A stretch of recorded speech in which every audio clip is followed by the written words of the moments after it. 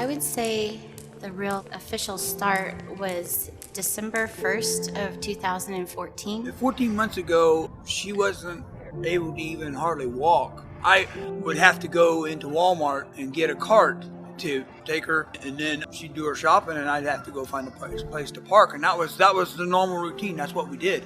I think her potential may be a little bit more than she was able to see in herself. Because to me, it seemed so far out there, like it was for everybody else. You know, you're X amount of weight, your body doesn't do this. We would go on family trips. The kids and I would go run up and see all the sights. And if she made it, she wouldn't enjoy it because she'd be working to get there, you know? My perception of life was so wrong. It was so off. The lies that I believed were my reality. I've been hidden under shame and self-hate and depression. The thing that pushed me to actually go forward was my best friend. I watched her and she was successful and had lost weight and became a runner. And I wished I could do that. I really wanted to. So I began at the gym, which was a really scary thing in itself, to just actually go to a gym, and the fear of, you know, what will people think, or I don't even know what to do. So I got on a treadmill and I just started walking. I remember she was training for the first walk she did, and she was on the treadmill and she didn't know she could do it. And we were sitting there and I said, "You can do this, you can do this, you can do this." And she did it.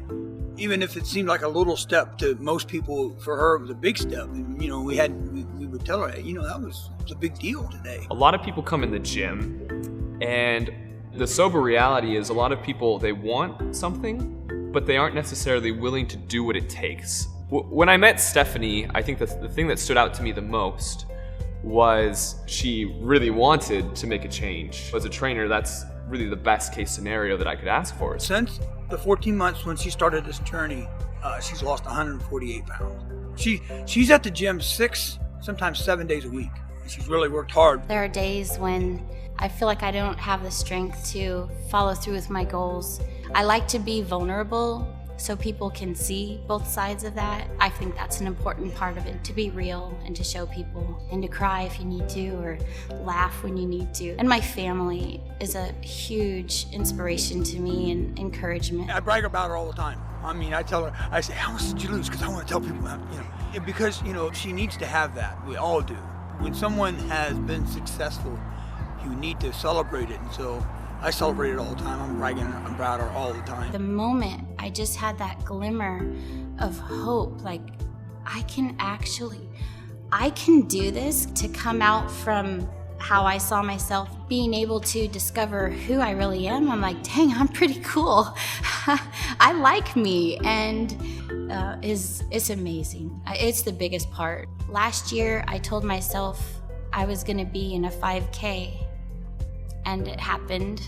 That's been a big part of my life now. I've walked one 5K a month for 2015.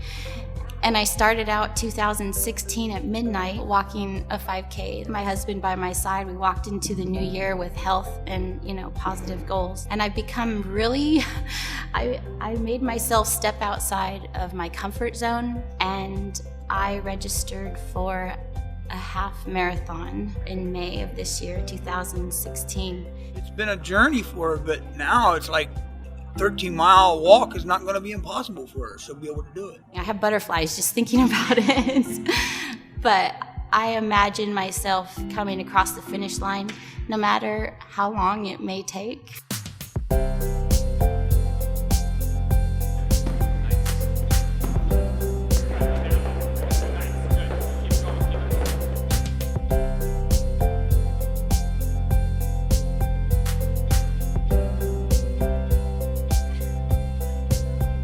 My core motivation is to be the best version of myself.